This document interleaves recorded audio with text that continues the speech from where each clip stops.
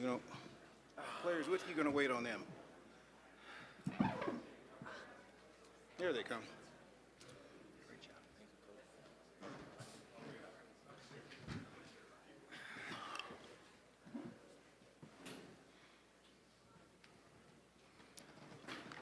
Baylor head coach Scott Drew is with us, and he is joined by Jayden Nunn and VJ Edgecombe. Coach, when you're comfortable, please start us off with some general comments about the game. Well, first and foremost, it's an honor and privilege to play in the Big 12 tournament, and it's a great experience for student athletes, great experience for institutions like Baylor.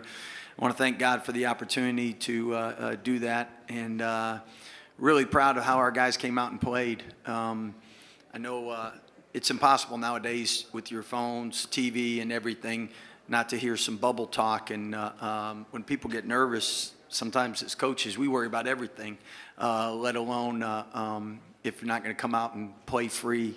And I think guys really played fearless, played with a great amount of joy, and that was one of the better first halves we've had. And Jayden Nunn really got us off to a great start. And VJ, I'm going to try to talk him to coming back, but the reality is each and every day he gets better out there, and he might not make every shot, but just his leadership, awareness, and his care for his teammates is priceless. Okay, our first question will be over on the right on the third row, and then we'll come to the second row over on the left, right here. Bryce Cherry, Waco Trib. VJ, I want to ask you about that guy to your right there. I mean, what kind of a lift did he give you guys in the first half? And also, when he's got that little stutter step dribble going, like how tough is he to keep in front of you? First and foremost, I just want to say God is great, and thank God for putting Jayden Nunn on my team. But Jayden Nunn is a hell of a player.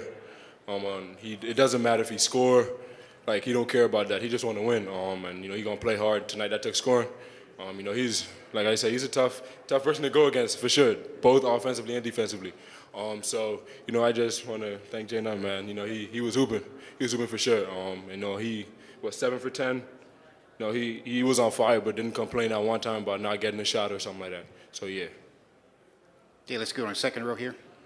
2 for Scott, Vahe Gregorian, Kansas City Star. I wonder what compelled you to call that timeout a minute 29 into the game. It was a pretty fast hook. And then I have a follow-up, please. Yeah. We obviously didn't come out, and we had good shots, but we weren't going to the hole strong. And we gave up buckets. We didn't get buckets. And at the end of the day, maybe that was a little nerves. Guys really responded well. But I'd seen enough of that.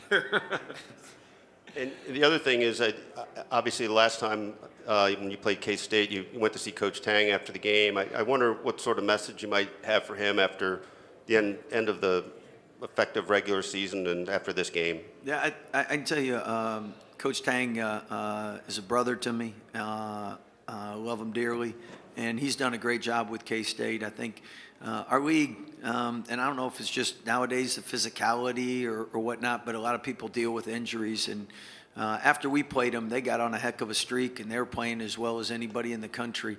And I know Hawkins going out affected him, and rightfully so, but he's done a great job. And I know Coach Pope actually said this, you need like 50 games because with everybody having so much turnover, really it takes about half the year to figure out what you have. And I mean, when you're with guys for 4 years in practice, you know exactly what plays they like, where they want the ball, what you can count on. And I really credit Coach Tang figuring out, and they were playing great basketball. Let's go back over here to on the right on the third row.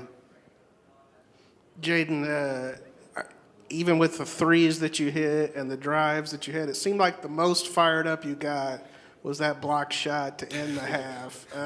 Just how big were those blocks for you?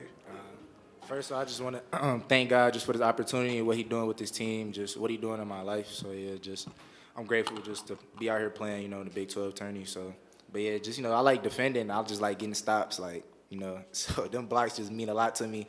I like showcasing my defense, so, yeah. Okay, we got a question on the camera platform in the back.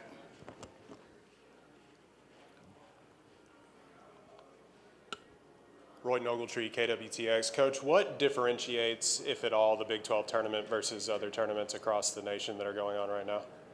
I think just the attention and attention to detail. Obviously, you got some great crowd support, especially K-State, Kansas, Iowa State, and then everybody else does their part.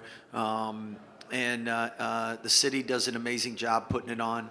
And it's special to be a part of. Sometimes turn on these conference tournaments and venues are empty and just doesn't feel like March Madness.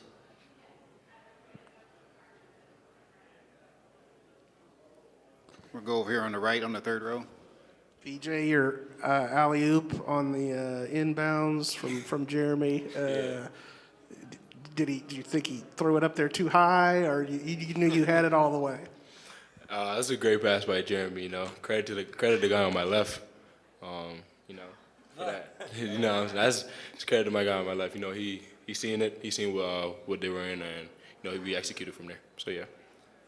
It's really, really hard coaching when you can just throw it to 12 feet and know that he's got it, you know? Any other questions? Thank you, guys. All right. Thanks a lot. Appreciate you. Thank you. Thank you. Good luck tomorrow, Coach. Get that out of here. All right. You bet. Thank you. Thank you. You bet. Thank you. You bet.